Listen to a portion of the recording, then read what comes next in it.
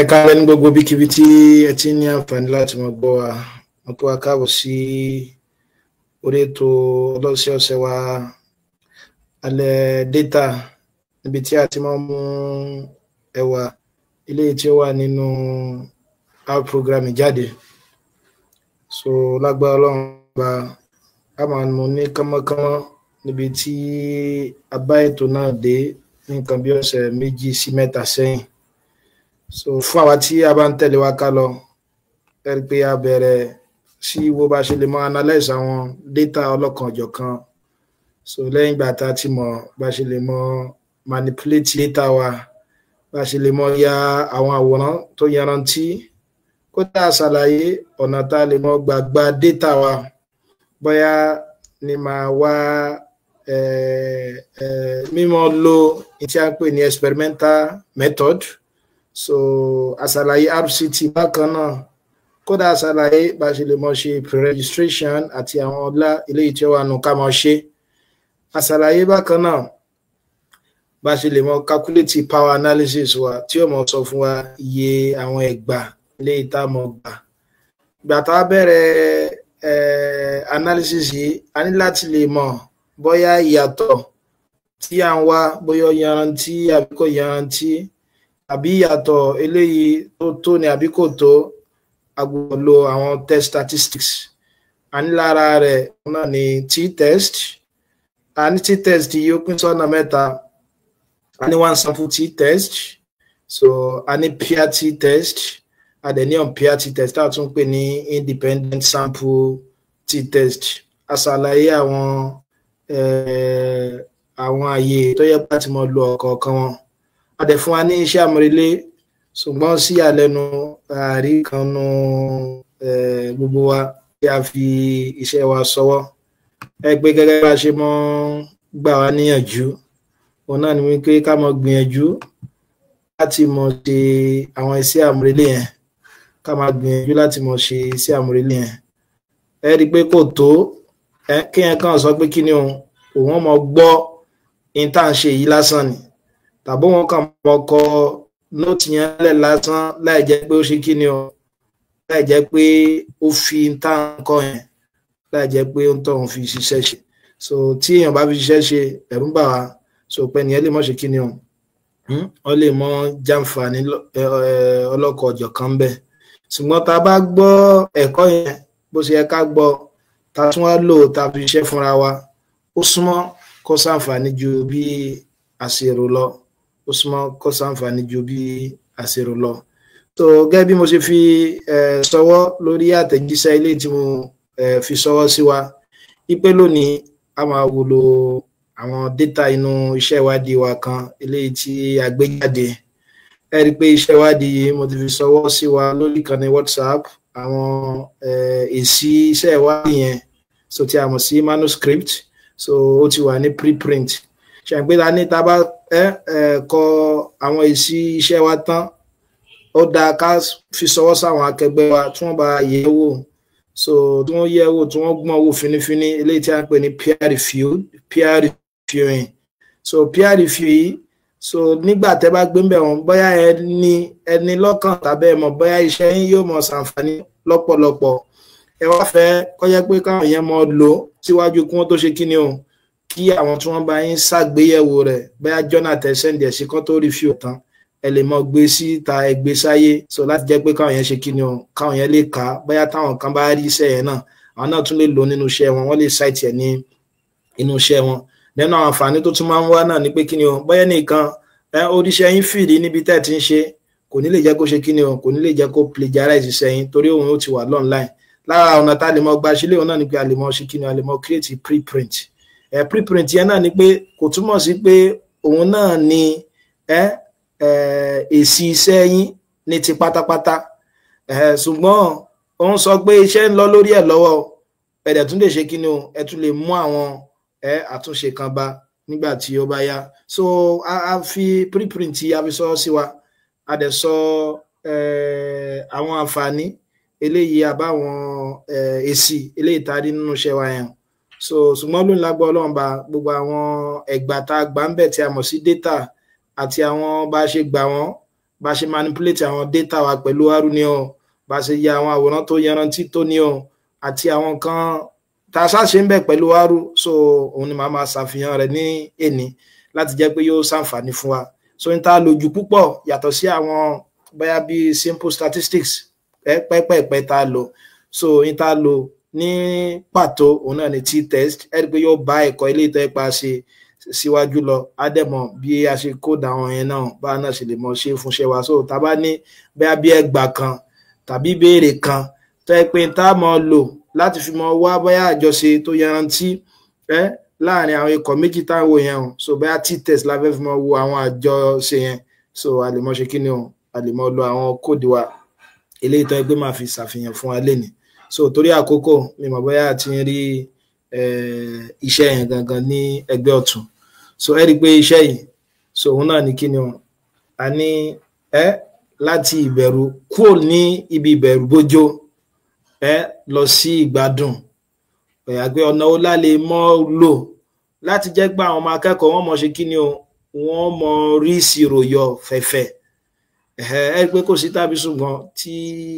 a bá kó àwọn ọmọ akẹ́kọ̀ọ́ 10 jọ so tipátipá láfi rí bóyá 9 nínú àwọn 10 yẹn tí wọ́n sọ pé àwọn ṣe kí ni o àwọn nífẹ̀ẹ́ sí ìṣirò kódà níláàgùn jìnnà táfi rí ẹnìkan nú wọn tipátipá láfi rí àwọn 9 tí wọ́n fi láwọn nífẹ̀ẹ́ sí ìṣirò níláàgùn jìnnà táfi rí àwọn 9 tí wọ́n ní iṣẹ́ burúkú níṣẹ́ yẹn so pẹ̀lú ìbẹ̀rùbojo tó wà lọ́kàn wọn yìí ìjẹ́ a lè mọ lo àwọn AI power tools láti fi mọ ṣe kíni o láti fi mọ dá ìbẹ̀rùbojo yẹn sí ìgbádùn fún wọn so ní ta ṣe ní kúnmọ́ lórí kíni o lórí iṣẹ́ yìí nìyẹn ẹgbẹ́ aṣọ fún wa pé lẹ́yìn tá a bá ti parí gbogbo àwọn iṣẹ́ wa tán ṣe tá a bá gbé abstract a ṣe abstract yẹn ni ó ṣe kíni o yóò sọ̀rọ̀ ráńpẹ́ nípa tá a ṣe ọ̀nà wo la gbà ṣe so methodology wo la lò kí ni èsì tó jáde ńbẹ̀ ẹ ti gẹ́tẹ̀ báwọn ẹ ti pé tẹ bá ṣàkíyèsí sample wa lélẹ́yìí o àgbà àwọn sample 120 so àwọn tó wá jẹ́ subject wa ń bẹ̀ lọ́nà ní pé kí ni o àwọn undergraduate student kí la ṣe ń bẹ̀ òun náà nípa wo bóyá AI power tools so ti yé wa yóò mọ nílapa nínú ọ̀nà tọ́mọ ó fi mọ gbà ṣe kí ni o kọ́ ẹ̀kọ́ ìṣirò ní kánmọ́kánmọ́ tàbí ojú tí wọ́n ti fi wo ìṣirò nínú kíláàsì wọn so ẹ rí i pé àwa ṣe kí ni o aláwo yàtọ̀ tó wà láàrin ikọ̀ méjì ikọ̀ aláwọ̀kọ́ wọ́n lo kí ni o wọ́n lo AI power assessment tool so kí n fi lè ṣàlàyé fún wa wọ́n lo Kahoot ẹ rí i pé àwa tá a bá ń bá alẹ́ ìṣirò wa lọ kódà yàtọ̀ sálẹ̀ ìṣirò gan a ti ṣe àwọn quiz lórí ìkànnì yìí náà tó jẹ́ pé kí la lo a lo Kahoot náà ni so ti yé báwọn so ikọ̀ kan wọ́n lo Kahoot yẹn ikọ̀ kejì wọ́n lo traditional assessment methods ìtagbàlérò pẹ̀lú traditional assessment method òun náà ni pé kí ni o ọ̀nà tá a mọ̀ tá a máa ń gbà láti fi mọ̀ ṣe kí ni o láti mọ̀ ṣe àwọn ìdánwò nílé ìwé wa ẹ pé tí wọ́n bá sọ pé test wà lọ́la ní tí ó kọ́kọ́ wá sí ọkàn àwọn akẹ́kọ̀ọ́ náà ni pé kí ni a jáwé àbí a mú gègé wa lọ́wọ́ tá a fi ṣe kí ni o tá a fi kọ àwọn bóyá bí ìdánwò yẹn so tí báwọn so àwọn la ń pè ní traditional assessment method bóyá bí lílo pen wa àti paper so ìta wá ṣe ń bẹ̀ náà ni pé outcome wa measure ẹ̀ gba ní abstract gbogbo ń tẹ́ ṣe yóò wà ń bẹ̀ yàtọ̀ sí gbogbo ń tẹ́ wá ṣe yẹn ẹ mọ ọ̀nà tẹ́ gbà ṣe ẹ pé sí àti ọ̀nà tá gbà ṣe lè irú ọ̀nà wo la gbà ṣe ẹ rí pé ń ta lò òun náà ni a lo RCT àdẹ̀sàlàyé fún wa pé nínú títò àmì tá a mọ̀ sí hierarchical of evidence wípé tá a bá ń wá ẹ̀rí tó yanrantí jùlọ so a ní kíni o ẹ̀rí eléyìí tá a bá rí láti bí RCT yẹn tó wọ́n fún wọn pè níbi gold standard síbi ẹ̀rí tó yanrantí ni kódà lẹ́yìn tá a bá ti mú meta analysis náà tán so RCT ló padà tí mọ̀ pé meta analysis náà ń tó kó papọ̀ náà ní pé kíni o àwọn randomized control trials lọ́lọ́kọ̀ ọ̀jọ̀kan so fún àwọn tí a bá ti gbàgbé ẹ lè lo sínú àwọn ẹ̀kọ́ tá a ṣe yẹn so ẹ rí i pé inú àwọn tá a máa rí ń bẹ̀ sẹ́yìn pé nínú tá a sọ pé nǹkan kan fi jẹ́ experiment tí ó fi mọ jẹ́ experiment náà ni pé a gbọ́dọ̀ mọ ní tá a fi mọ túkọ̀ wò tí a mọ̀ sí independent variable ṣe ìpa tí wọ́n independent variable wá pé ikọ̀ méjì ta ní traditional assessment àtàwọn tó ṣe kí ni o àwọn tó ń lo AI so tabadé ti ní independent variable náà a gbọ́dọ̀ mọ níbi Congo yàní dependent variable tá a fi mọ wọ̀n ṣe pé nínú Congo tá a fi mọ wọ̀n tí a ń pè sí dependent variable wá ń bíbáyìí òun náà ni pé a sọ pé a measure enjoyment ìgbádùn wọn èròǹgbà láti ṣe kí ni o látún ti ṣe ìdánwò lọ́jọ́ iwájú ẹ̀sẹ̀ pé tẹ́lẹ̀tẹ́lẹ̀ gan tí èbá tiẹ̀ ṣe ìṣirò gbogbo iṣẹ́ pátápátá tó bá sọ fún ọmọ akẹ́kọ̀ọ́ pé ẹ ṣe test lọ́la o ẹ rí i pé ẹlòmíì lè mọ wọ ẹkún mu ọ̀rẹ́ wa kan bẹ́ẹ̀ nígbà tá a fi wà ní iléèwé gíga ní fásitì ó ní yóò ní lugav òun ọmọ sunkún tí wọ́n bá ní test wà báyìí òun fẹ́ lè mọ sunkún ni òun mọ sunkún ni ó òun ọ̀láìkẹ́ ọ òun náà ní pé àwọn èèyàn gan ìdánwò lásán tí èèbá tiẹ̀ ṣe pé ìṣirò gan ni àwọn èèyàn kórìíra rẹ̀ bó wá ní tó bá jẹ́ ìṣirò ńkọ́ so ti bá àwọn wò pé òkè náà tá a bá lo Kahoot yẹn ṣé yóò mọ lébẹ̀rù bojo yẹn kúrò ń bẹ̀ sáwọn tó pọ́n mọ́ sá fún ìdánwò tẹ́lẹ̀ sí wọ́n pé òkè àwọn ò fẹ́ ṣe bóyá pẹ̀lú ọ̀nà tí ìdánwò yẹn gbà wá àbí àwọn kan tí wọ́n lò tí wọ́n fi ṣe ìdánwò yẹn so a tún lo kí ni o àwa perception wọn ọ̀nà wo ni wọ́n gbà rí ìṣirò ṣe iṣẹ́ tó lékú ni àbí iṣẹ́ tí ò ṣe so ti bá wọn ṣùgbọ́n ní kú mọ́ òun náà ni pé àwa ipe torí iṣẹ́ ìwádìí àṣẹ bẹ̀rẹ̀ rẹ ni ẹ pé lọ́pọ̀lọpọ̀ àwọn pépà ẹ lè rí pé ó lè mọ́ kí tó pẹ̀lú àwọn tẹ́mọ̀ orí náà àwọn journal ńláńlá ẹ ti gẹ́tẹ̀ bá wọn so níbi conference kan tá a lọ òun ló ti jẹ́ pàṣẹ kí ni o àwọn data tá a gbà ń bẹ̀ so wọ́n fẹ́ ṣe látara conference proceedings so náà láti rí lè so ti bá wọn bẹ́ẹ̀ tì nínú ọ̀nà àwọn àlàkalẹ̀ àtàwọn ọ̀nà tààtọ̀ àti gbogbo báwọn ṣe mọ̀ rí tẹ́ bá fẹ́ kọ pépà tó lágbára jù bẹ́ẹ̀ lọ so bẹ́ẹ̀ ṣe mọ̀ tó tẹ ọ̀nà tẹ́mọ̀ tọ̀ náà ni in tó kàn jẹ́ yàtọ̀ tó wá bẹ́ẹ̀ náà ni pé ṣẹ̀ǹpa ní nínú ọ̀nà tó yanrantí táwọn yẹn mọ́ ń gbà fi wá ìbéèrè ní ìsìn náà ni pé kí ni o wọ́n lè ní ju experiment kan lọ ìpè lẹ́yìn tó bá ní experiment kan wọ́n tún wá test bóyá àwọn nǹkan tí ò yé yẹn wọ́n yọ conference bóyá wọ́n rí pé conference kan wà tó yẹ pé ó ṣe kí ni o ó ń bojú tí ó mọ sọ ìyàtọ̀ tó wà láàrin àwọn ikọ̀ méjì tá à ń ṣe kí ni o tá à ń wá yẹn wọ́n tún yọ conference yẹn kó ń bẹ kódà nínú àwọn iṣẹ́ ìwádìí mìíràn tó yẹ pé ìyẹn lè rí experiment bíi 8 ṣe gbàgbé tí a pè ní experiment so ẹ jẹ́ ká wo àwọn kíní ẹ̀tẹ́ bá ti gbàgbé rẹ̀ so torí àkókò ẹ rí i pé nínú àwọn tá a máa kọ ká lè tètè lọ sí bá a ṣe lè mọ ṣe kíní o bá a ṣe lo àwọn ROM bá a ṣe gba àwọn data wa ẹ pé kò sí láàbù mo ti ṣàlàyé àwọn yẹn lẹ́ẹ̀kan so mo ṣàlàyé bá a ṣe lo Kahoot náà lẹ́ẹ̀kan ká mọ̀ da ara wa láàmú so ti yé bá wọn so a ní iṣẹ́ ìwádìí wa yóò a wò pé kí ni o ipa wo ní AI tools yóò mọ kó nípa pé yóò mọ lé àwọn ìbẹ̀rù gbójó tó mọ́ wà fọ́mọ akẹ́kọ̀ọ́ tí mọ́ ń ṣe ìṣirò ẹ̀tìrì àwa la ṣe kí ni o abójúwo ìṣòro yìí o ẹ̀tìgẹ́tì ẹ̀ so nínú tá a ṣe náà ni pé a wò bóyá AI power tools lápèjúwe bóyá Kahoot ó lè mọ ṣe kí ni o ó lè mọ ọ̀rọ̀ àwọn ọmọ akẹ́kọ̀ọ́ lọ láti lè ṣe jẹ gbádùn ìṣirò tí wọ́n bá ń ṣe bóyá bí àwọn ìdánwò wọn so a ní kó tó di pé experiment yẹn bẹ̀rẹ̀ a pín àwọn participants sí ikọ̀ méjì so ti yé bá wọn so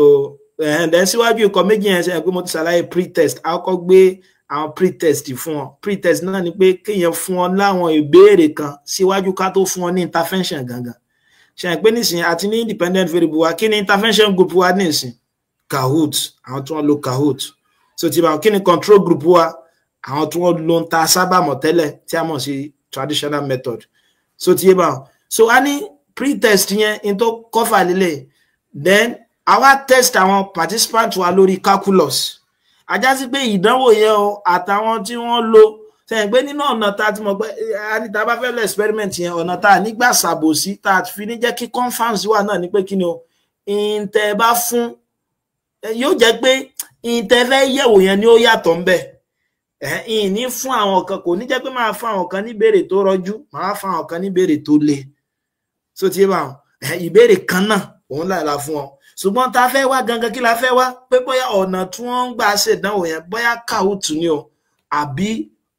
gègé àti ìwé tá mọ̀ sí àwọn paper and pencils tẹ́lẹ̀ ìtọ́kànjọ tó jẹ́ àtọ́ńbẹ náà nìyẹn. So ti bá wọn so then ẹ wá kọ methodology wa ẹgbẹ́ methodology wa a ní gbogbo àwọn sample sizes wa analysis wa a pre-register rẹ̀ àti mọ̀túnmọ̀ pre-registration so ó dá púpọ̀ fún transparency. So ti bá wọn then gbogbo àwọn manipulations wa independent variable tá fẹ́ lò ní o dependent variable tá fẹ́ lò ní gbogbo ẹ̀ la kó jáde. So ti bá wọn so then a ní gbogbo àwọn R script wa that's why tẹ́ bá lọ sí orí website ẹ̀jẹ̀ wọn báyà tí n bá lè lọ bẹ̀ láti bí báyìí tẹ́ bá lọ sórí website gbogbo àwọn data wa pátápátá so R script ni o àti gbogbo àwọn survey yẹn ni o so gbogbo ẹ̀ pátá òun náà lábàá ń bẹ̀ mi ò bóyá a ti ń rí àwọn kíní ẹ̀ so ó dápọ̀ ká mọ́ fi sí so ó dápọ̀ ká mọ́ fi síbẹ̀ ẹ jẹ́ kí n fi hàn wá so that kárí kí n tó padà bọ̀ ń bọ̀ ká ti mọ̀ rí báyìí ok ẹ jẹ́ kí n gbé jáde padà ọ̀dà bí a máa fi hàn wá so bẹ́ẹ̀ tá a bá lọ síbi link yẹn yóò gbé gbogbo àwọn data yẹn wá pàápàá jùlọ tó wáyé pé àwọn tá a bá fẹ́ lo data yẹn tá a fi padà ṣiṣẹ́ lẹ́yìn ẹ̀kọ́ so mọ̀rọ̀ wá láti lọ síbẹ̀ torí àkókò kí mọ́ dá wa dúró so àwọn independent variable wa lè so ó dá púpọ̀ fún transparency because àwọn journal mi wọ́n á fẹ́ rí àwọn nǹkan yẹn so tí yé bá wọn pé mo dẹ̀ ṣàlàyé pé ìyàtọ̀ wà láàrin exploratory analysis so tí yé bá wọn so àwọn exploratory analysis ni pé báyà bí àwọn analysis tẹ sọ pé ṣe bí wọ́n gbà tẹ́ ń kọ àwọn power analysis mi sìn tí mo ń kọ pre-registration mi mo ní mo kàn fẹ́ wá t-test ni mi sọ pé báyà mo fẹ́ wá percentage àwọn ọmọ tó wá láti ìlú kan ṣe tí yé bá wọn tí n bá padà gbé wá nínú analysis mi tàbí níbi ètò yẹn àbí níbi àwọn paper mi yẹn mo gbọ́dọ̀ ṣàlàyé fáwọn yẹn pé eléyìí exploratory analysis náà ni kì í ṣe pé analysis tí mo pre-register pé máa gbà so ti yé bá wọn so kì í ṣe analysis eléyìí tó yẹ pé mo pre-register pé máa gbà ó dàbí ó kí ní ẹ̀ tí lòdù tán ẹ jẹ́ kí n fi hàn wá báyìí okay yeah so òun lélẹ́yìí báyìí ẹ ti rí pé gbogbo àwọn data yẹn ló wà ń bẹ so data wa gangan lè àwọn tá a bá fẹ́ fi ṣiṣẹ́ materials yẹn ní àwọn questions tá a lò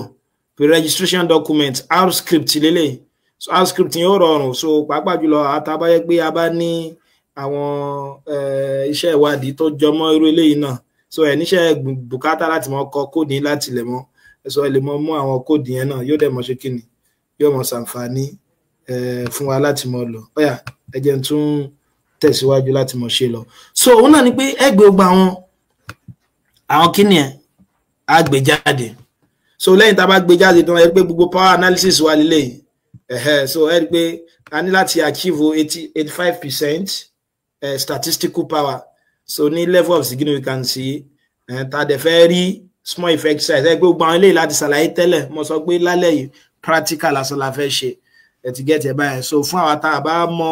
gbogbo àwọn theoretic gbogbo tá a gbà lérò pẹ̀lú bóyá bí bá sì lè mọ wá power analysis ni o bá sì lè kọ́ registration ni o mo rọ̀ wá láti lọ sí àwọn ìtàṣe tẹ́lẹ̀ ẹ ti get ẹ báyìí so nígbà tá a calculate power analysis wa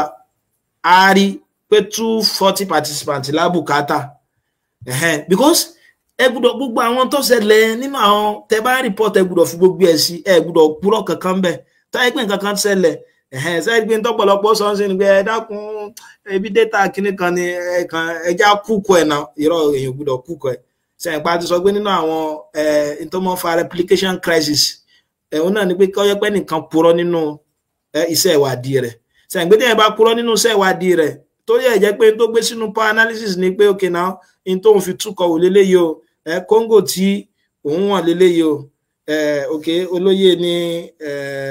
Abu Mujahid pé ṣé ká ṣàlàyé ń ta gbàlérò pẹ̀lú small effect size. Mo rọ̀ wá ká wo àwọn fídíò tá ti ṣe sẹ́yìn. So tá bá ní effect size náà ni pé kí ni a ṣàlàyé effect ni kí ni ìyàtọ̀ tó wà láàrin àwọn ikọ̀ méjì tá ń wá ìyàtọ̀ láàrin wọn. Ṣé pé independent variable mi nísìn mo ní AI àbí àwọn ikọ̀ tó wọ́n lo AI, a ní àwọn ikọ̀ tó wọ́n lo kí ni o tí wọ́n lo traditional approach. Ṣé ti get it báyìí? So ṣé pé tí n bá fẹ́ mọ̀ bóyá ìyàtọ̀ wà láàrin àwọn méjèèjì nígbẹ̀yìngbẹ̀yìn màá yọ mí ní ikọ̀ alákọ̀ọ́kọ́ kó nu ikọ̀ ẹlẹ́ẹ̀kejì. In tó bá fún mi yẹn òun náà ni effect yẹn. So wọ́n á ṣe kí ni o wọ́n pín àwọn effect yẹn sọ́nà mẹ́ta gẹ́gẹ́ bó ṣe ṣàlàyé. Kódà mo sọ nínú àwọn ẹ̀kọ́ yẹn pé ó tún lè pín sí mẹ́rin. Ìpín alákọ̀ọ́kọ́ a ní bí small effect, a ní medium effect, a ní large effect, a dẹ̀ ní negligible. So tí wọ́n a dẹ̀ sọ fún agbóta pé t-test la fẹ́ lò a máa pe àwọn effect yẹn ní coens G. So a lè ní coens F ìgbà tá a bá ń lo ANOVA. So ti get it báyìí. So ẹja gbìyànjú láti lò. So effect yẹn ni ó mọ̀ sọ bí ìyàtọ̀ tó wà láàrin yẹn ti pọ̀ tó. Ẹ wo àwọn àpẹẹrẹ kí là ń pè àpẹẹrẹ àwọn tá a fi èdè abínibí kọ́ àtàwọn tá a fi èdè àtọ̀runrìnwá kọ́ lọ. Ṣé pé tó yẹ pé àwọn tá a fi èdè abínibí kọ́ ká pé wọ́n gba bí 70 nínú 100 báyìí gẹ́gẹ́ bí àpèjúwe. So average yẹn jẹ́ bí 70 over 100. Àwọn tá a fi èdè àtọ̀runrìnwá kọ́ wọ́n bá gba bí 20 on average. Ẹ pé tẹ́ bá wo ìyàtọ̀ tó wà láàrin àwọn ikọ̀ méjèèjì yẹn ìyàtọ̀ yẹn pọ̀ gan. A jẹ́ sí pé effect yẹn yóò tóbi gan. A dẹ̀ ṣàlàyé pé tá bá ní large effect ó mi pé smaller data la bùkátà. So ti yé ma ṣùgbọ́n tá bá ní kí ni o small effect data wo pọ̀ ẹ dákun ẹ jẹ́ ká lọ wò kí ni ẹ̀ torí àkókò ká fi lè lọ síbi àwọn data yẹn gangan. So ti yé ma ẹ rí pé a ṣàlàyé kódà ẹ rí pé a report iye àwọn ọkùnrin nínú wọn iye àwọn obìnrin. So ti yé ma ẹ di nǹkan mo fẹ́ ká di nǹkan mọ́wọ́ o nínú àwọn 240 tí power analysis mi sọ pé ń bùkátà ẹ ti get it báwọn mélòó la padà rí o 98 ṣùgbọ́n ẹ gbọ́dọ̀ sọ̀dí tó fi jẹ́ 98 síbẹ̀. So that okay now ẹ̀ẹ̀kan ní kàn sọ fáwọn yẹn pé okay now 240 lẹ́fẹ́ gbà ìgbà tẹ́ wọ́n bá 98 ń bẹ̀ àwọn review àwọn query yín pé okay now ó ní 240 lẹ́bùkátà kí ló dé táwọn data rẹ̀ fi jẹ́ 98. So because èyàn gbọ́dọ̀ mọ wá àwọn ọ̀nà tó fi jẹ́ pé àwọn reviewer yẹn in tí wọ́n sọ pé kẹ́ tún ṣe nínú àwọn paper yẹn kò ní pọ̀. Ṣé ìpa sọ fún wa pé tí paper mi bá dé journal kan lónìí à ń pe àwọn kan ní desk rejected ẹsẹ̀kẹsẹ̀ bóyá ẹ submit ẹ̀ láàárọ̀ wọ́n gbà dànù lálẹ́ ẹ ti gẹ́tẹ̀ báwọn àwọn míì yóò tiẹ̀ bá pé bó tiẹ̀ kọ́kọ́ bá review lọ ọlọ́run tiẹ̀ ti ṣe oníyẹn pàápàá jùlọ tẹ́ bá yẹ pé bá send ẹ̀ sáwọn journal tó bá lágbára. So tiẹ̀ kódà kí wọ́n má gbà wọlé wọ́n lè mú wá bóyá bí major revision so tàbí minor revision. So tiẹ̀ báwọn lọ́pọ̀lọpọ̀ gbà tó bá jẹ́ major revision gan wọ́n fún yín láwọn ìmọ̀ràn tẹ́ pẹ́ fi lè ṣe kí ni o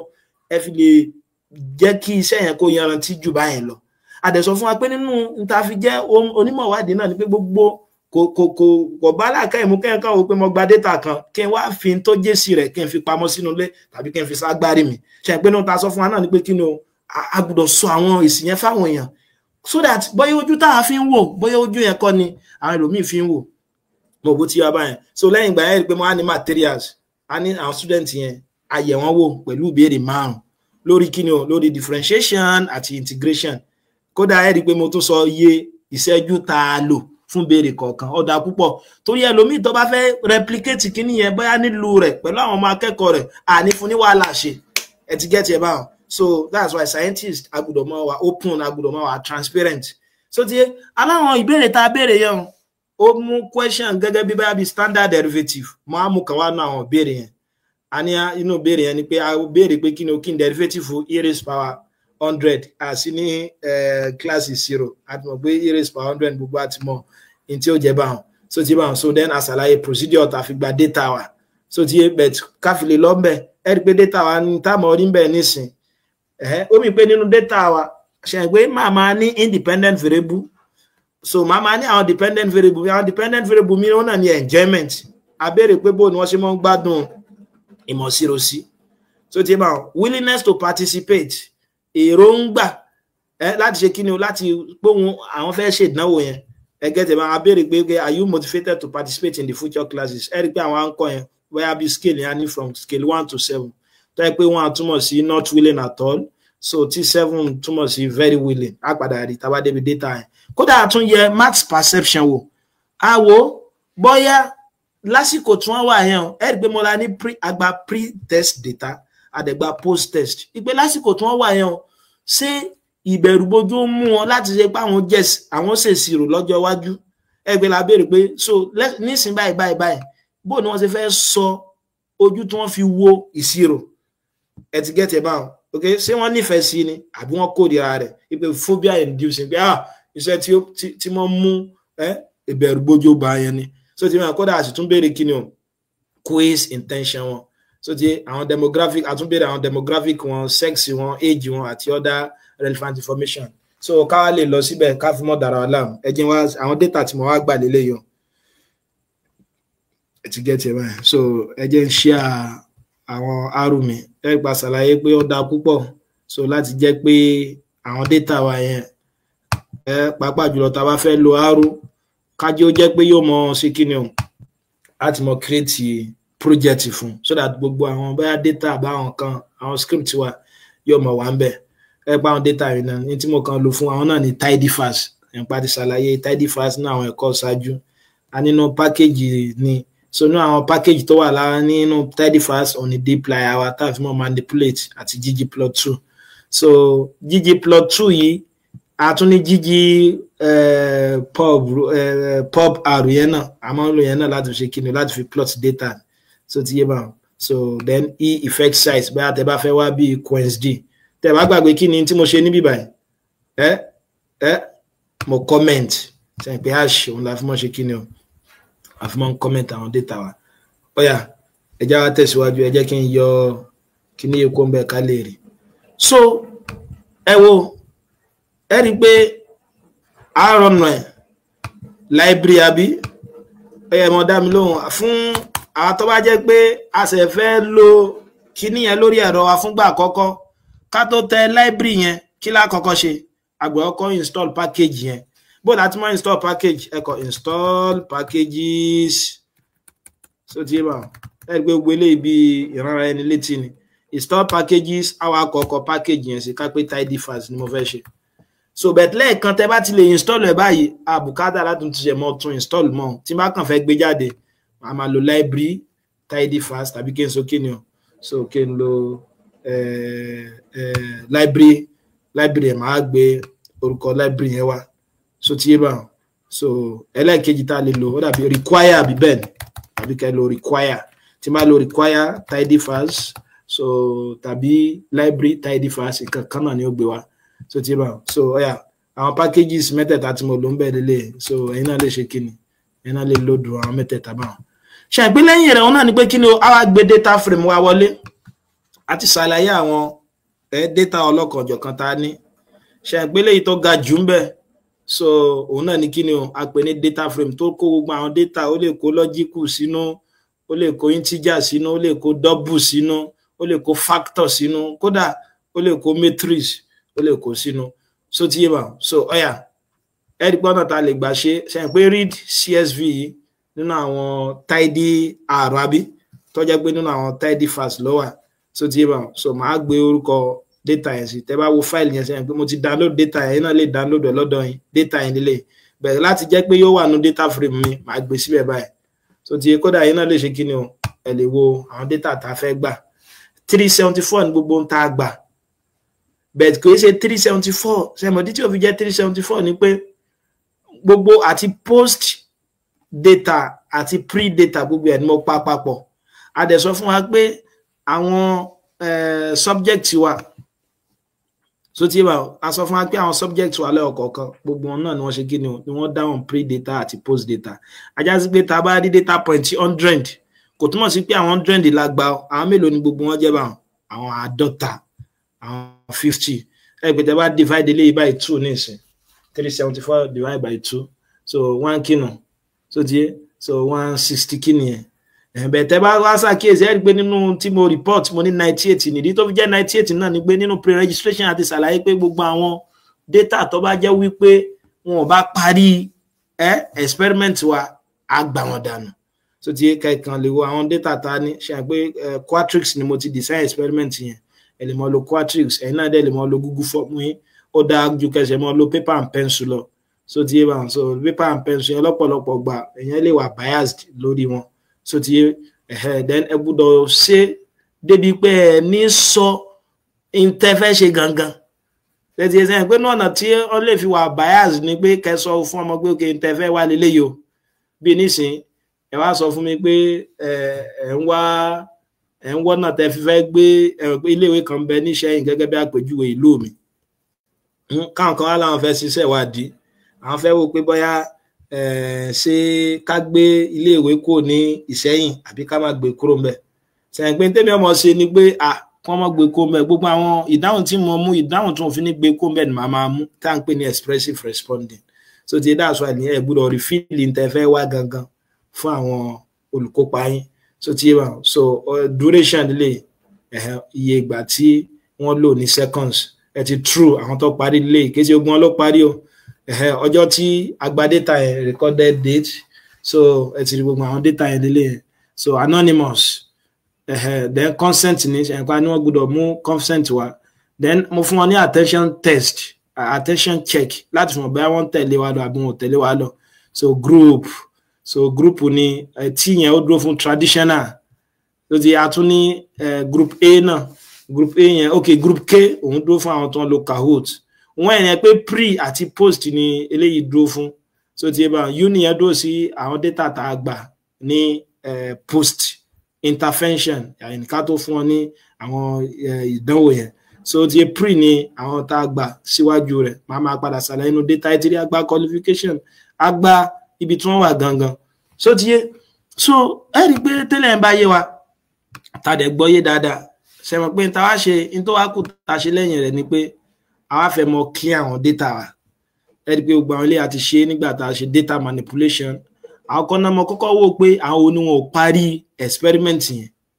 ṣe ti get them mo fi lọ pé progress ṣe àpò gbé progress wá lẹ́ẹ̀kan progress ni pé èyí tó bá jẹ́ 100 ó mì pé wọ́n parí 100% ẹ ti get them ẹ pé máa gbé wa ó ní kò sáwọn tí ò parí 100% but tẹ́ bá ṣàkíyèsí status yìí mo fẹ́ filter àwọn kíni ẹ ṣe pé kóòdì pipe operator lélẹ̀ a sọ fún wa pé ìtumọ̀ eléyìí pé lẹ́yìn data frame yìí kí la gbé túmọ̀ pipe operator yìí lẹ́yìn náà filter ṣe pé ṣé tí filter bá ṣe ni pé yóò jọ so yóò wá jọ kíni ẹ àwọn kólọ́ọ̀mù tó bá jẹ́ pé ó ní kíni o IP address yìí wọ́n la fẹ́ kó gbé wá sẹ́mọ̀dí tó fi gbé wá báyìí ni pé àwọn míì wà tó yẹ pé ìgbà tí mo text tí mo design àwọn ìbéèrè yìí tán fúnra mi mo ń yẹ̀ wò pé bóyá sí àwọn ìbéèrè tí mo ṣe ń bẹ̀ yẹn àbí sí ò sí error níbẹ̀ ṣé mi ṣe mistake gbogbo àwọn ibi tó ti jẹ́ pé kò sí error tàbí mi ṣe mistake yẹn kìí ṣe IP address ni ó gbé wá ń bẹ̀ ó kì í yé báwọn nǹkan míì ni ó gbé wá ń bẹ̀ ó mi pé tí n bá jọ pẹ̀lú IP address so ti yé báwọn tàbí in tí mo gbìyànjú láti sẹ́yìn pé nísìnyí báyìí a ní ẹ jẹ́ n fi data hàn wá padà ẹ jẹ́ ká wò láti bẹ̀rẹ̀ ẹ wò sẹ́yìn pé IP address mi ní báyìí so status mi ní IP address kì í ṣe gbogbo wọn ló jẹ́ IP address ní báyìí bẹ́ẹ̀ tí mo ṣe ní báyìí pé kó filter pẹ̀lú IP address ni pé àwọn eléyìí tó bá ní IP address yẹn wọ́n ní mo mọ̀ pé àwọn tó yẹ pé wọ́n ṣe é nìyẹn so tiye so ẹ rí pé tí n bá filter rẹ̀ ní ìsìn ẹ máa wo data yẹn ṣe é pé 374 data points la ní tẹ́lẹ̀ ọ̀yà ẹ rí pé kí ló ti kù ní ìsìn ó ti kù 328 ó mi pé gbogbo àwọn tó yẹ pé kò tiẹ̀ ní IP address nínú ó ti gbá wọn dànù yà ní àwọn eléyìí tó yẹ pé mo lò kó tó di pé mo gba data so tiye bá wọn gbà tí mo fi ṣeré bóyá yóò ṣiṣẹ́ àbí kò ní ṣiṣẹ́ so tiye bá wọn ẹ rí ní ìsìn mo wá fẹ́ yẹ̀ wò because ṣé nínú àwọn àǹfààní tí wọ́n fi mọ̀ pé kóòdì rọrùn ni pé ẹ gbọ́dọ̀ mọ́ fi comment sí àǹfààní rẹ̀ ni pé tẹ́nìkan bá wà báyà láti ìlú ibòmíì tó kàn wá wo kóòdì tẹ̀yìn kan wọ́n lè gbọ́yé láti bẹ̀ so ti yé wa ṣùgbọ́n tí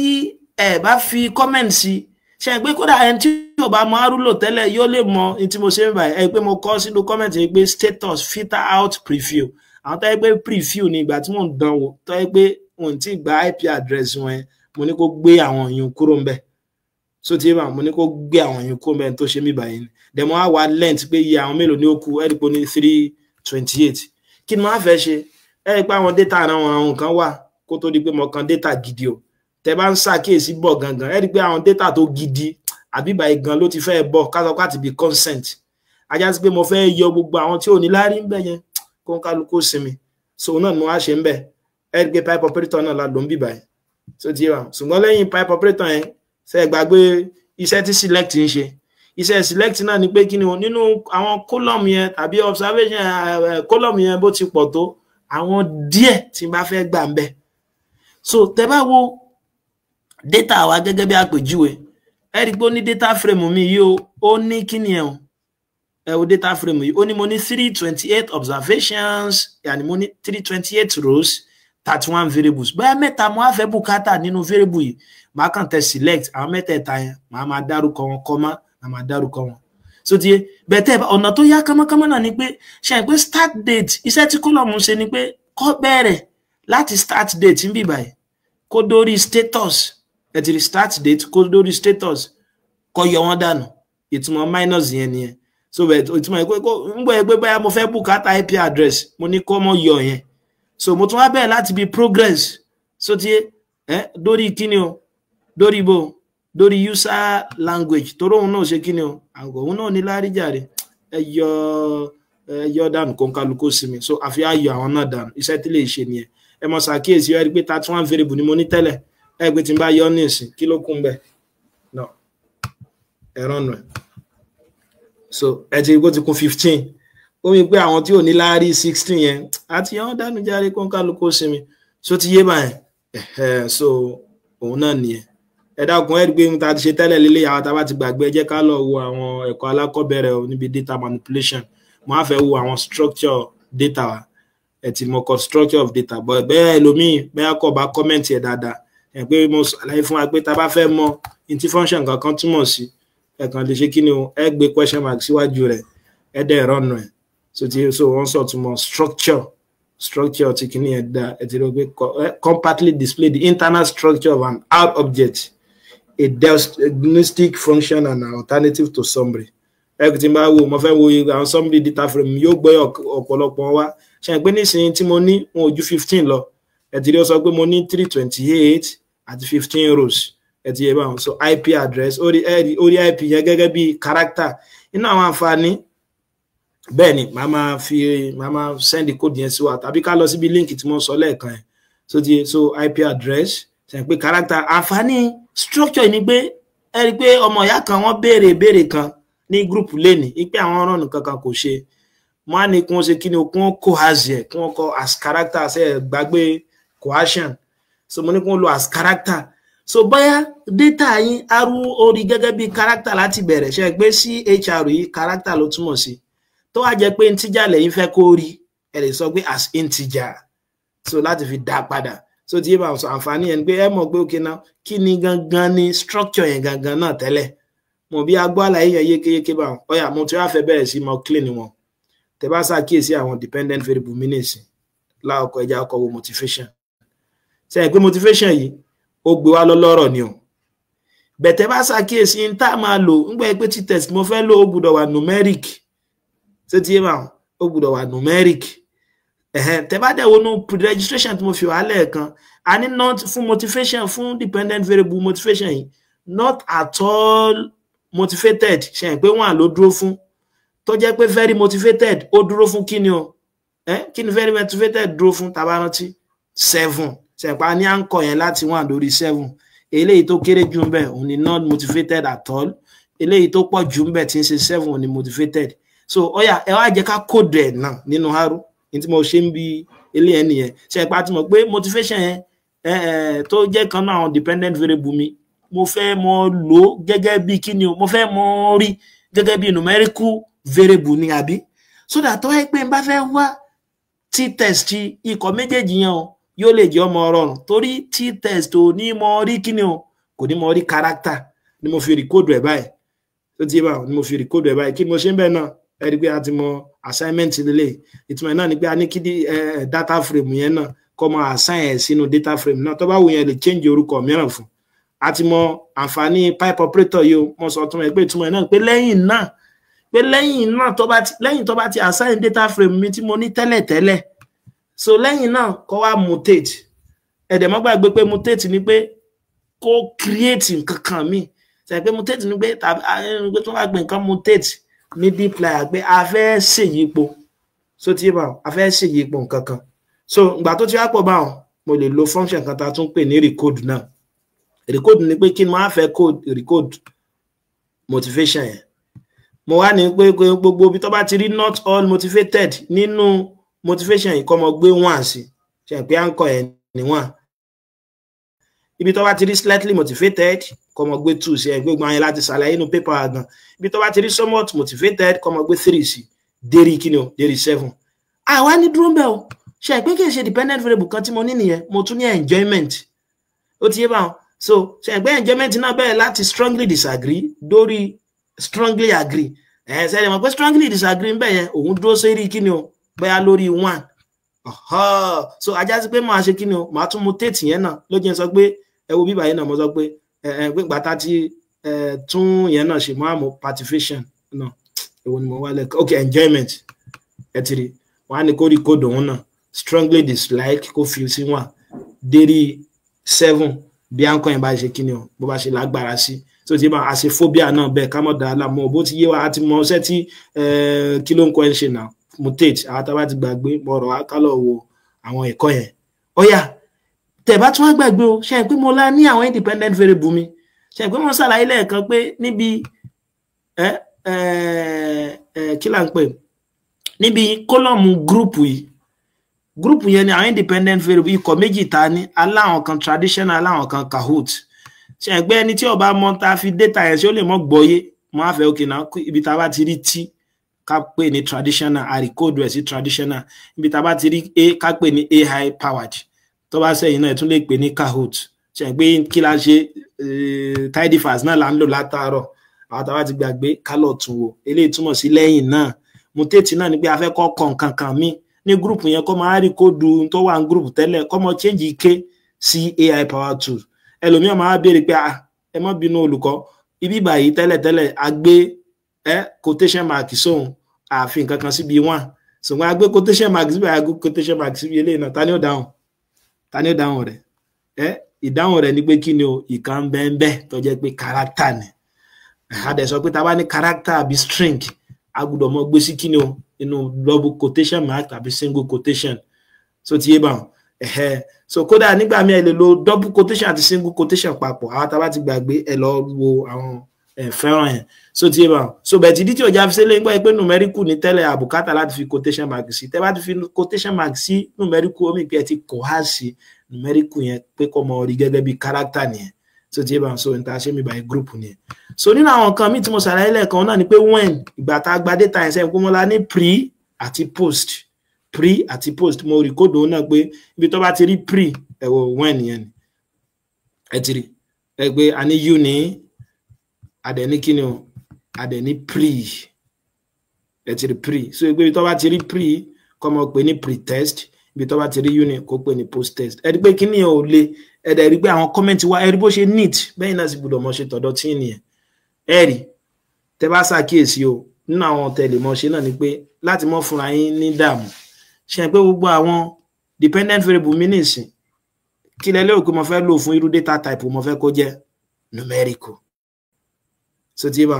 ìgbà tí mo wá mọ̀ pé ó yẹ kó jẹ́ numerical ajá sí pé mo gbọ́dọ̀ ṣèpèsè rẹ̀ lẹ́ẹ̀kó tó di pé máa lò kọ́ mọ́ bá fún mi problem àǹfààní rẹ̀ lílé àǹfààní náà ni pé ẹja ká kó àṣẹ ṣe pé mo ní tá bá kọ data frame tá gbé dọ́là sí tẹ́ bá kọ nǹkan kan bóyá ní ṣe pé data frame nílé tí bá gbé dọ́là sí ìtumọ̀ dọ́là yẹn ni pé in tí ó mọ tẹ̀lé dọ́là yẹn ni pé ẹ fẹ́ mú kan nínú àwọn kólọ́mù yẹn nìyẹn a mọ̀ pé data frame mi sì ó ní kólọ́mù 15 tí bá sọ pé data frame dọ́là phobia ó mi pé àwọn data frame tó jẹ́ pé phobia yẹn nìkan ni ó gbé wá ẹ̀tìrì ònìkan ló gbé wá sáà tí mo mú wá yẹn mo á fẹ́ sọ fún pé kọ́ mọ rí phobia yẹn kọ́ mọ rí gẹ́gẹ́ bí numerical ní ìsìn ẹ dákun sa gbọ́ àlàyé yẹn yé kéwà kọ́ máa rí gẹ́gẹ́ bí numerical ṣé mo load àwọn kíní mi ò load mọ̀dí tó fi gbé error yẹn wá pípa tí mò ń clean yẹn aláwọ̀kọ́ yẹn nìkan mo clean ẹjẹ́ clean àwọn yòókù náà torí ó jẹ́ ìyàlẹ́nu pé ó yẹ kó gbé kíní wá mọ́ báyìí ẹ pé kò jiyàn mọ́ báyìí motivation náà ẹjẹ́ ń kọ́ gẹ́gẹ́ bí numerical enjoyment náà ẹjẹ́ ń kọ́ bí numerical náà bí ẹgbọ́ àlàyé tí bá a ṣe get àwọn gbà wọn ilé àti mọ̀tẹ́lẹ̀ kílẹ̀ lérò pé àwọn group yẹn mọ̀ jẹ́ factor àdẹ̀mọ̀ pé group yẹn factor mélòó how many level ló ní 2 levels ṣe pé òun ní independent variable wa kí n level aláwọ̀kọ́ a high kí n level ẹlẹ́ẹ̀kejì traditional ṣe ti yé wọn so level ẹlẹ́ẹ̀kejì jẹ́ traditional ẹja tẹ̀síwájú lédi rẹ̀ so then bẹ́ẹ̀ bí àwọn when bẹ́ẹ̀ pre àti post test náà ó tẹ̀lé bá wọn máa fẹ́ máa fà àwọn data mi ṣeré ṣe ń pẹ́ àǹfààní pre-test àti post-test yẹn ni pé fún post-test ni pé mo fẹ́ wò pé àwọn tí mo gbé sínú nǹkan yẹn ṣe ń pa sọ pé nínú ọ̀nà tá a lè mọ tá a fi ní ṣègbè òun náà ni pé kéèyàn mọ máwọn èèyàn randomly ni ìgbọ́dọ̀ wá wò pé okay náà mo fẹ́ tètè rí èsì result mi pé okay ẹ̀yin tẹ́ gbọ́ Yorùbá ọ̀yà yìí ni ẹ mọ̀ wà ní Yorùbá group rárá o la fi ń pè ní randomized control trial ó ti bá máa mú ọ randomly adẹ̀tí mọ̀nà tá a lè gbà sí randomly a ní pẹ̀lú pé ChatGPT àtàwọn LLM tí ẹ ti wá ń sìn a lè fún ChatGPT kó bá ṣe àwọn kíni o àwọn randomization yẹn tàbí ká ṣèmúje wípé okay ẹ̀yin lẹ́mọ̀ wá ń bí báyìí so that àkàn ní mo finú fẹ́dọ̀ fẹ́ nìkan síbẹ̀ tá a bá ti ṣe bẹ́ẹ̀ yẹn àti bias nìyẹn so àwọn fẹ́ wò pé bóyá àwọn tá a pé sí kọ̀ yẹn ṣé wọ́n jọ ní level kankan náà level ìṣirò kankan náà ṣe bá ti sọ pé gbogbo tá a máa ṣe tí bias òfin ní wà láfi gbọ́dọ̀ mọ sánà so ti tẹ bá sánà rẹ̀ ó mi pé tó bá yẹ pé ń bá lọ kó gbogbo àwọn tó nífẹ̀ẹ́ ìṣirò sí agbègbè kan sí ikọ̀ kan so ti bá wọn tí wọ́n á lọ fi àwọn tí ò nífẹ̀ẹ́ ìṣirò rárá sí ikọ̀ mìíràn bẹ́ẹ̀ nígbà tí wọ́n á wo ìyàtọ̀ tó wà láàrin àwọn méjèèjì mo rí pé àwọn tí mo fi sí ikọ̀ ìṣirò nìkan wọ́n mọ̀wé ju àbí wọ́n yege ju àwọn tí ò tiẹ̀ láìkì ìṣirò tẹ́lẹ̀ sẹ́yìn pé n lè mú nǹkan kan bẹ́ẹ̀ torí pé kí ni mo ti ṣàbòsí láti bẹ̀rẹ̀ so wọ́n gbọ́dọ̀ jẹ́ nǹkan kan náà àǹfààní tó fi jẹ́ pé àfimọ́ ṣe kí ni o àfimọ́ ṣe àwọn pre-test ni ẹni pé láti fi tiẹ̀ gbọ̀n wọ́n wò yẹbẹyẹbẹ kò fi ní jẹ́ kí conference wà ń bẹ̀ pé mo fẹ́ kọ́ yẹ pé data yẹn ó wà ńlẹ̀ rí pé n gbé assignment yẹn mo ti mú data frame mi tí mo fún lókọ mi DFGO mo fẹ́ kó jẹ́ pé gbogbo àwọn data post test lásán ni ó mọ̀ wà ń bẹ̀ ẹ ti get about mo á fẹ́ kọ́ mọ jọ wọ́n ṣe é pé ní tí mo fẹ́ kọ́ mọ jọ wọ́n sí náà ni pé kí ni o àwọn data tó jẹ́ post test tí èsè pre test post test lásán ní tí mo ṣe ń bẹ̀ nìyẹn kí la ló ń bẹ̀ dplyr ẹ ti rí ẹ rí pé ó ti gbé wá nísìn ṣe tí mo bí tí mo ti rí 98 yẹn sìn ṣe é pé iye àwọn 98 tí ó ṣe náà nìyẹn tó ti bá the same 98 náà ni ó wà fún pre test yẹn náà bákan náà ẹ ti rí báwọn. Okay, pre-test ọjẹ́ 230 so ìdí tó wà fún yẹn ni pé àwọn kan ṣe pre-test bẹ̀ tí wọ́n bá parí èsì yẹn àwọn tó bá parí nìkan la jẹ o ní afẹ́rẹ́ 98 bí báyìí so ẹ rí pé gbogbo tá à ń ṣe ó kàn gbé gbogbo àwọn kílò pẹ̀ wá ní a lè gbé sí tabular form láti ẹ̀ fi mọ bẹ́ẹ̀ àwọn gender ṣe pé mo report lẹ́ẹ̀kan pé iye àwọn ọkùnrin ni o iye àwọn obìnrin lélẹ́yìí o iye àwọn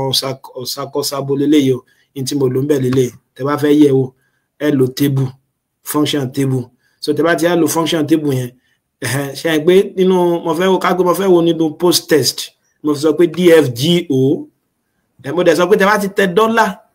ìtumọ̀ náà ni pé sílẹ̀kùn fún mi mo fẹ́ rí variable kan kí ni variable tá a fẹ́ rí bí by gender ẹ ti rí ẹ rí pé ó sọ fún mi pé nínú gbogbo àwọn 98 yẹn àwọn obìnrin tó wà ń bẹ̀ jẹ́ kí ni o 62 àwọn ọkùnrin tó wà ń bẹ̀ jẹ́ kí ni o 35 àwọn kan ò dẹ̀ fẹ́ sọ bóyá ọkọ àbóbìnrin làwọn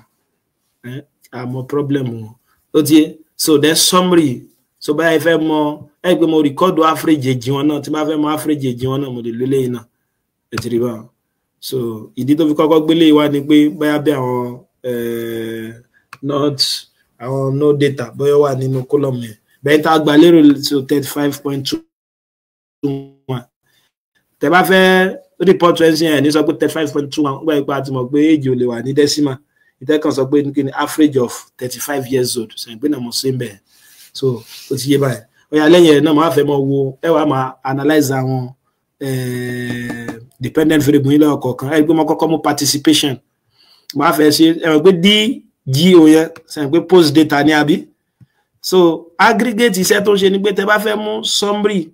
wá so tí bá tẹ́ bá fẹ́ mú bí summary wá ẹ ti yé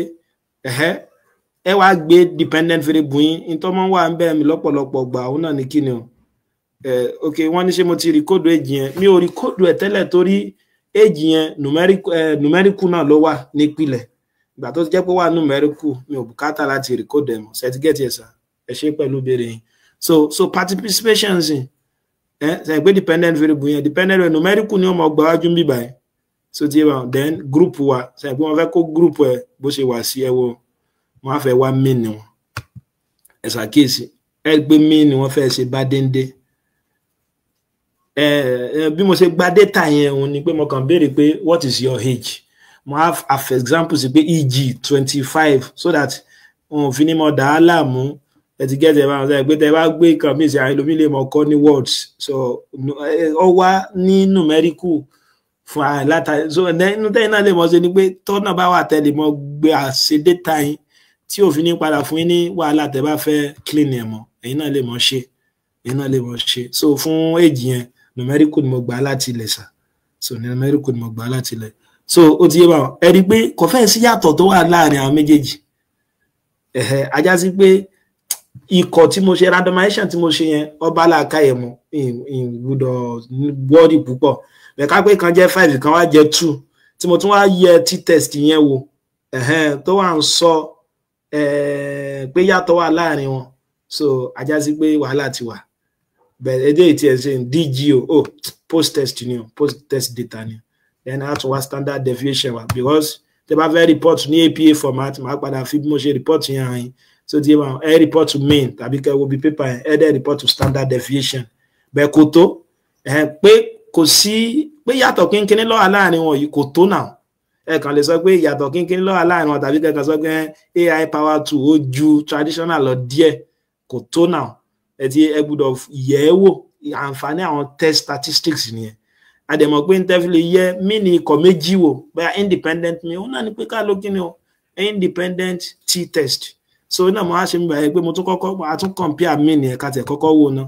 ẹ pé ńgbà tá a compare mini àti ó ti rí pé kò wà significant ẹ̀dẹ̀mọ̀ pé nínú tá a fi mọ́ bẹ́ẹ̀ ó wà significant àbí kò wà significant ni pé bẹ́ẹ̀ p-value mi ń sìn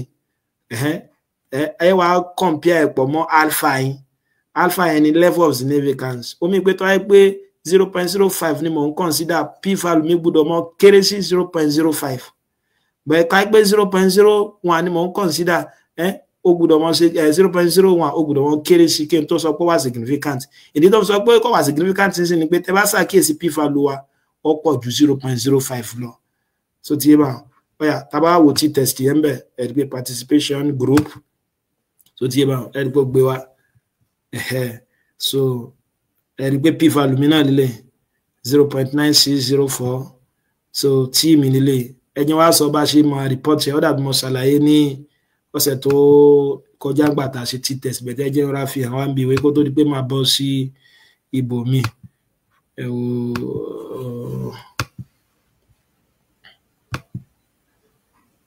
wá pépà yẹn ni ti participation àbí ẹgbẹ́ ok ẹ o result lélẹ́yìí o mo ní a lo independent sample t-test láti fi compare enjoyment willingness to participate but participation la fẹ́ lò the enjoyment lélẹ́yìí ẹ wo participation sí hàn ẹ já lọ síbi ti participation ok wọ́n lélẹ̀ ti post test mo ṣe ẹ ti rí mo ní likewise no significant difference was found between the two groups kò sí yàtọ̀ tó wà ń bẹ̀ gẹ́gẹ́ bá náà sí rí ẹ pé p-value wa ẹ record p-value yẹn tẹ́ bá fẹ́ mọ gbé àwọn p-value yẹn ẹ mọ italize yẹn ní APA format ní pé kẹ́ italize yẹn then tí t-value yẹn jẹ́ yẹn ẹ gbé yẹn síbí báyìí so ẹ kàn ní sọ pé kò wà significant lásán ẹ report to àwọn data yẹn mo ní however the quiz participation scores for the AI powered groups were slightly equal for the traditional group ẹ ti rí ẹ pé mo report to ẹ mú yẹn mean yẹn mo dẹ̀ report to standard deviation àwọn méjèèjì gẹ́gẹ́ bó ṣe gbé wálẹ̀ kan ẹ wá ṣàkíyèsí eléyìí o ṣe rí gbogbo p-value yín tẹ́ bá fẹ́ report to p-value wa so tí tẹ́ bá fẹ́ report to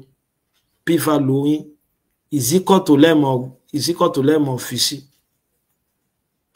is equal to ẹ má sọ pé p ṣe pé táìlò mi tẹ́ bá lọ àwọn paper mi wọ́n sọ pé p greater than 0.96 kò tọ́ ní APA format because ẹ mọ̀ pé nínú ta ṣàlàyé pé ta fi lè mọ̀ ní a fi lè jẹ́ pé tá à ń ṣe wà transparent náà ni pé fálù tẹ gent gangan ẹ gbọ́dọ̀ gbé sí p is equal to kíní kan ẹ máa gbé sí 3 decimal places ẹ mọ̀ bínú 3 decimal places lọ́yẹ̀ kẹ́ ń gbé sí kìí ṣe 2 decimal places APA format ni pé p value yẹn 3 decimal places ló wà ṣùgbọ́n gbà tẹ́ mọ̀ lo p less than so ti yé òun ni ìgbà tó bá jẹ́ pé ó bá less than sí 0.001 bí a nísìnyí tí mo get fún p value mi jẹ́ 0.000004 ṣe àpò ti less than 0.01 ìyẹn bùkátà láti ṣe gbé yẹn sí 3 decimal places mọ́ màá kàn sọ pé p less than 0.001 bẹ́ẹ̀ láì ṣe yẹn kódà kí n get 0.004 ṣe àpò less than 0.05 fún tòótọ́ bẹ́ẹ̀ ni bẹ́ẹ̀ mo gbọ́dọ̀ gbé kí ni sí o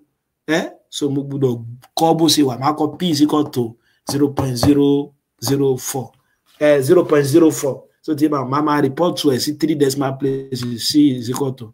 ẹ dákun sí agbára yẹn yékéyéké báyìí so ìta ṣe ń bẹ̀ nìyẹn torí àkókò kẹ́ mọ́ fi dá láàmú a lè lo àwọn kóòdù yẹn láti fi ṣeré fúnra wa ṣe pé ìta tún ṣe ń bẹ̀ ń sìn òun náà ni pé yàtọ̀ sí yẹn àwa ti àwọn quiz perception náà tó ti àwa àwọn perception yẹn náà ẹ kàn lè change ẹ̀mí báyìí báyìí nísìnyí mo fẹ́ wo phobia ẹ̀já wo tí phobia náà gbé wa no ṣé kí ni mo fi kọ phobia yẹn ṣé upper case ni ẹ̀jẹ̀ wo ẹ̀jẹ̀ wo kọ tí mo fi kọ phobia yẹn lower case náà ni lower case ni kí ló ṣẹlẹ̀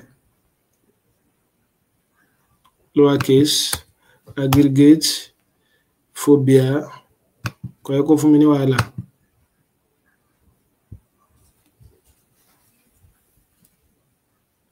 bon ẹ jẹ́ wo DG o yẹn ká wo ta fi ṣe phobia ń bẹ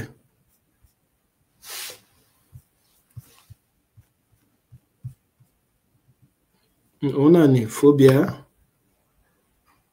phobia group phobia àbí ìrọ̀nù ẹ̀ bẹ́ẹ̀ mi ìrọ̀nù ẹ̀ lókè àbí ẹjá mú mi ẹjá mú motivation lórí kọ́ ẹ̀kọ́ fún wa ní motivation ó yẹ pé báyà ìrọ̀nù ẹ̀ lókè ní ẹ wo ẹ pé fún motivation yìí ó gara AI power tools pọ̀ so tí yé bá ẹ̀yà tí bá tún wo ẹ jẹ́ ká compare min yẹn wò ká fi kọ́kọ́ wò ó then ẹ̀tìrì òun náà wà significant ó yẹ já wá t-test yẹ kí ló t-test ó là ń ṣe independent ni o so tí so ẹ lo t-test group DGO tẹ́ bá ti kọ́ bùkátà láti sọ data mọ́ mi báyìí tó ayé pẹ́ tẹ̀lé òfin yẹn báyìí so ẹ̀tìrì ẹ̀rí pọ̀ bẹ́ẹ̀ kọ́ wà significant náà p-value mi náà ó sì ju 0.05 lọ so p-value mi náà ju 0.05 lọ so wọ́n béèrè pé kí ni meaning 41 degree of freedom ni tẹ́ bá ṣàkíyèsí ẹ wo bíbá yìí nìsín df mi degree of freedom jẹ́ 52 bíbá yìí tẹ́ bá wo ta láàkọ́ ìdí tó fi gbé wá bẹ́ẹ̀ ni pé ẹ wo ẹ pé tí n bá approximate ẹ jẹ́ 41 degree of freedom yẹn ẹ̀dẹ̀ wọn bá gbé ọ̀nà táwọn máa ń gbà wá degree of freedom náà ni pé kí ni n1 plus n2 minus 2 so tó bá jẹ́ pé one sample ní ńkọ́ bóde sí mọ degree of freedom n minus 1 so ti yé so òun náà nìyẹn ó yá t-test báyẹn so òun náà ni bẹ́ẹ̀ torí àkókò ẹ lè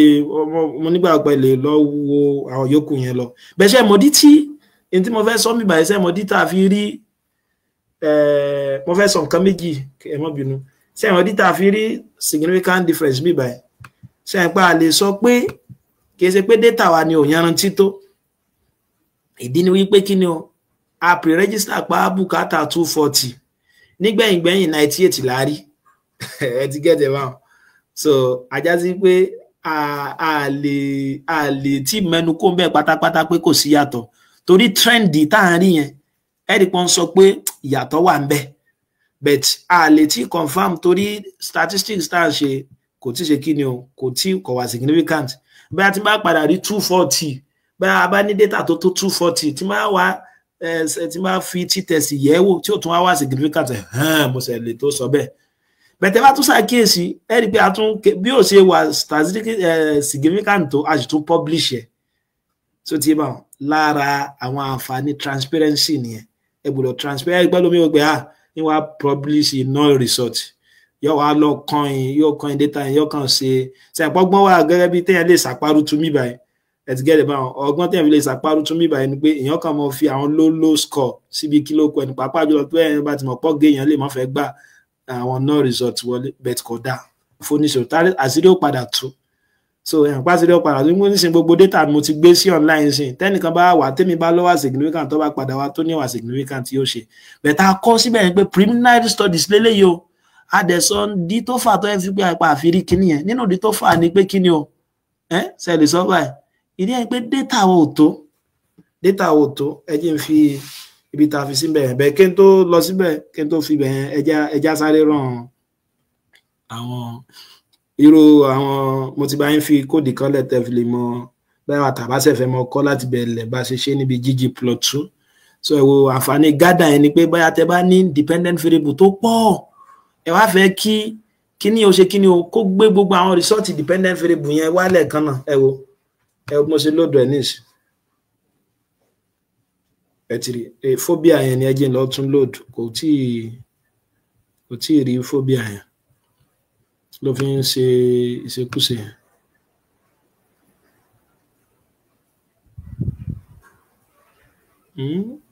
Kí ni àrò tí a ṣe ń bí báyìí kò gbé wá there's NA introduced by coercion number kẹ́kọ̀ọ́ kò gbé kíní yìí wá o kò gbé wá nínú kíní ẹ bá mo ti ṣe mistake kan gbà tí mo ń tẹ̀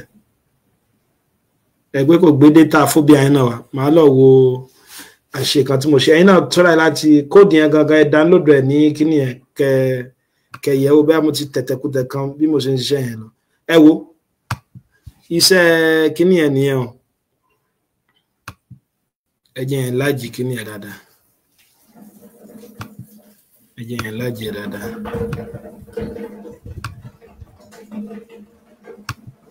ẹ ti rí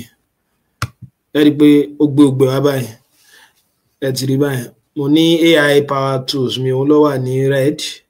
post test ṣèkìtẹ́ wá ṣàkíyèsí kò fẹ́ sí àtọ̀wẹ́ wo post test yìí gangan la fẹ́ bùkátà sí jù ẹgbẹ́ enjoyment yẹn ẹ rí pé àwọn AI power tools wọ́n ju àwọn kíni lọ traditional lọ bẹ́ẹ̀ kò wá significant mi mọ ní tó ṣe phobia yẹn àkókò mo lè wá lè debug jẹ́ sí ẹ try láti yẹ̀wò bí data yẹn so tí but ìdí tí mo gbé wá tí mo rí pé àti ṣàlàyé tẹ́lẹ̀ ni pé bẹ́ẹ̀ ṣe lè mọ rí àwọn bẹ́ẹ̀ ṣe lè mọ kó gbogbo àwọn data yẹn papọ̀ tí ó wà lójú kan báyẹn so tí gbogbo dependent ọ̀dà pọ̀ so ẹ̀ kan níṣẹ́ mọ create ìkan fún motivation ìkan fún participation so tí òun náà ní pé ẹ lo gather so tí ẹ wá lo gather ẹ mú DAV response ẹ wá gbé àwọn dependent variable wa so instead tí n bá fẹ́ mọ ẹ̀ta ó lè sọ tí màá ṣe tí n bá fẹ́ mọ kọ participation colon enjoyment ṣe pé participation colon enjoyment ni pé kọ́ bẹ́ẹ̀ láti kọ́ bẹ́ẹ̀ láti participation kọ́ lọ sí enjoyment bẹ́ẹ̀ mo lè mọ sọ participation comma phobia comma bẹ́ẹ̀ tí n bá fẹ́ lo comma bẹ́ẹ̀ mo gbọ́dọ̀ gbé sí factor yóò mọ jẹ́ sí ẹ ti rí ẹ mọ̀ sí báyìí mo wá ní participation enjoyment let's get a phobia lẹ́yìn yẹn ẹgbẹ́ yóò gbé wá bẹ́ẹ̀ bẹ́ẹ̀ tí n bá dára yín tẹ́ ẹ bá fẹ́ dára yín láàmú ẹgbẹ́ méjèèjì ló gbé wá nìsín ẹgbẹ́ méjèèjì yẹn ló gbé wá nìsín so tí ń gbà ẹgbẹ́ méjèèjì mo mú àǹfààní factor látún kọ yẹn so tí dẹ̀ mo ní kọ́ mọ fílẹ̀ pẹ̀lú group gbà ẹgbẹ́ group afẹ́ mọ̀ bẹ́ẹ̀ yàtọ̀ wà láàrin AI àti traditional so then start so tí called flips so àwọn ilé ìbára tẹ bá fẹ́ label y label bá fẹ́ label s label rẹ̀ lẹ́yìn náà àti mọ̀dí tí team classic mọ́ ń gbé wá alọ́dà kọ́ ẹ pé àwọn background yẹn yóò mọ̀ jẹ́ white so ti yé bá wọn so tẹ́ bá dẹ̀ fẹ́ save lẹ́yìn rẹ̀ ẹ lè save gẹ́gẹ́ bí SVG so bẹ́ẹ̀ bá ti fẹ́ kó tóbi sí so ẹ dákun tẹ́ bá ti rí báyà àwa tá a bá ń ṣe iṣẹ́ ìwádìí tó jọ mọ́ irú nǹkan báyẹn so tó yẹ pa bùkátà láti wá ìyàtọ̀ tó wà láàrin ikọ̀ méjì bẹ́ẹ̀ bí 2 independent sample test ó dàbí kóòdù yẹn yóò rọrùn fún wa so láti fi ṣe kí ni o láti fi lè clean data wa láti fi lè analyse ẹ̀ láti fi lè gbé àwòrán jáde ń bẹ̀ so mi wá tá a bá lẹ́nu tó ní béèrè kan àbí béèrè kejì so ní tí mo ní máa fi ṣàfihàn lẹ́ẹ̀kan so pé kò wá statistically significant ẹ̀wọ̀n tá a sọ níbi kíní ẹ̀ fún reviewer àti editor ọ̀yà ń bọ̀ a ní challenges in data collection a ní nínú àwọn àlàyé kan tá a tiẹ̀ lè fún ìdí tá a fi rí statistical significant ìyàtọ̀ tó yanrantí láàrin àwọn ikọ̀ méjèèjì òun náà ni pé kí ni o àwọn ìpèníjà tá a kojú nígbà tá à ń gba data wa sẹ́wọ̀n ìpèníjà ọ̀hún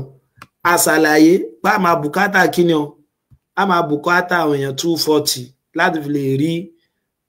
small coins d effect size 0.3 pẹ̀lú kí ni o 85%. However ṣùgbọ́n ó yani lẹ́nu pé kí ni o nígbà tá a padà ṣe kí ni o so tá a padà fi incomplete data látọ̀dọ̀ àwọn èèyàn so 98 nìkan la rí ẹgbẹ́ 98 jìnnà gédégbére so I need this smaller sample size likely reduce the power of our analysis making it difficult to observe so òun ni o fún adáfà láti rí effect tá a wà ẹ ti get about a ní àbá tún á gba data ṣiṣẹ́ ẹgbẹ́ ṣé data wa ń tán lò ní ṣùgbọ́n àsìkò àwọn tá a fẹ́ lò wọ́n sì dánwò lọ́wọ́ so kò lè rọrùn fún wa láti padà lọ sọ́dọ̀ wọn lọ gba data mọ́ so nínú tó fà nìyẹn so ẹnìkan béèrè pé kí ló dé tó fi jẹ́ pé mo fi kọ́má síbẹ̀ pé mo ní níbi talákọ̀ọ́kọ́ yẹn ẹ jẹ́ n share screen yẹn padà níbi talákọ̀ọ́kọ́ yẹn ẹ rí i pé mo kàn lo gather mo lo column ṣe mọ ìdí tí column sequence tá a bá fẹ́ mú sequence ni pé ìtumọ̀ ni pé kó bẹ̀rẹ̀ láti ibi ìkan kó parí síbi kan ìtumọ̀ rẹ̀ ni ẹ wo eléyìí ń sìn so tí n bá lò ẹ̀jẹ̀ ń gbé wa bó ṣe wá tẹ́lẹ̀ ẹ wò bó ṣe wà yìí nìsín ìtumọ̀ náà ni pé mo ní kó bẹ̀rẹ̀ láti participation kó mú data participation then enjoyment ẹ ti rí omi pé tí ó mú sẹ́tìmọ̀ dí báyìí kò gbé na wá àmúfóbíà yẹn láti bẹ̀rẹ̀ tó fà nìyẹn omi pé yóò mú participation yóò mú phobia yóò mú motivation yóò mú enjoyment tí n bá ṣe fẹ́ mọ sọ pé kó mọ mú ọlọ́yọ̀ kọ̀ọ̀kan màá kàn ṣe kí ni mo lè fún papọ̀ kó bẹ̀rẹ̀ látòrí participation kó dé orí kí ni o so kó dé orí enjoyment ṣe get ẹ̀ báwọn kó dórí enjoyment ṣùgbọ́n ní ìsìn báyìí kò ṣeé ṣe tí n bá fẹ́ mú ọlọ́yọ̀ kọ̀ọ̀kan báyà méjì ń bẹ náà mo fẹ́ mú tàbí àwọn méjì tí ó tò tẹ̀léra wọn màá kàn gbé wọn sí vector ni wọn náà mo ṣe báyìí yọkàn máa jẹ sí participation máa lo comma ok báyà tí wọ́n béèrè ni pé sáà máa fi comma sẹ́gbẹ̀ẹ́ ọ̀kọ̀ọ̀kan nù rárá o ẹ mọ̀ fi comma tẹ́ bá ti ń kọ ọyọ kọ̀ọ̀kan tán báyà ní sì mo tún fẹ́ kọ phobia sí phobia pé bá a ṣe mọ́ ń kọ vector nìyẹn ta dẹ̀ ní sí yẹn ó ṣe kí ni o ó túmọ̀ sí concatenation so torí pé ọjọ́ ti lọ púpọ̀ so màá máa dúró níbí báyìí lálẹ́ tòní ẹ dákun mọ̀rọ̀ wá káà náà ká fi àwọn data yẹn ká fi ṣiṣẹ́ so ká fi ṣiṣẹ́ ó wà ń bẹ a lè download ẹ̀ then káà náà generate data wa àwọn tó wáyé pa bá dẹ̀ ní idea kan fún project ta lè rò pé project idea tó dáa ni ta lè lo experimental method fún inú mi ó dùn láti jẹ́ pé àjọ ṣiṣẹ́ papọ̀ ṣe pé tí ẹ bá sí pé ọ̀pọ̀lọpọ̀ wa àwọn ṣe àmúrelé wa àfojúsùn mi tẹ́lẹ̀ ni pé kí ni o tá bá ti bẹ̀rẹ̀ báyìí àwọn data wa yẹn o a máa fi ṣiṣẹ́ tó jẹ́ pé ń gbọ́ pé a fẹ́ wá titun níbẹ̀ so àwọn data tá bá gbà yẹn a lè publish ẹ̀ àfojúsùn bẹ̀rẹ̀ nìyẹn bẹ́ẹ̀ mo rí pé ọ̀pọ̀lọpọ̀ àwọn àṣe iṣẹ́ yẹn ẹ ti get it báyẹn so àṣìṣe yẹn yóò padà wúlò fún wa so that's why àkókò ó ṣe pàtàkì àkókò tá a bá àǹfààní ó ṣe pàtàkì ẹ pé ní ká mú owó wá nísìn lẹ́yìn pé a mọ̀ lo data wa ẹ ti gẹ́gẹ́ bá so ọ̀pọ̀lọpọ̀ àwọn kíni ìwó làwọn èèyàn dẹ̀ sì fi mọ́ ṣe kíni ọ̀ làwọn èèyàn fi mọ́ ń kọ̀ so kí ọlọ́run bá kí kó síjú àmì ọ̀rọ̀ wa kó ṣe dáadáa fún wa ẹ̀dá kan jẹ́ ká gbé ìmọ̀ pé kò rọrùn ṣùgbọ́n tá a bá ti ń practice ẹ̀ a máa fi lò kọ̀dẹ̀ sọ́nà tá a lè gbà máa practice ẹ̀ bí kì í ṣe pé àmọ̀ ṣe kíni a máa ṣe àwọn sí àmọ́ ilé tàn fún wa lọ ìmọ̀ tá a bá rẹ́ni tó ní ìbéèrè kan àbó mìíràn ìgbà tí ó bá sí ìbéèrè mímọ́ màá máa dúró níbi wàyí ní alẹ́ yìí ádẹ́mọ̀ tẹ̀síwájú lọ́sẹ̀ tó ń bọ̀ ní agbára Ọlọ́run bá mo dúpẹ́ pọ̀ ní ọwọ́ gba tá a darapọ̀ mọ́ wa lẹ́nu ó dàárọ̀.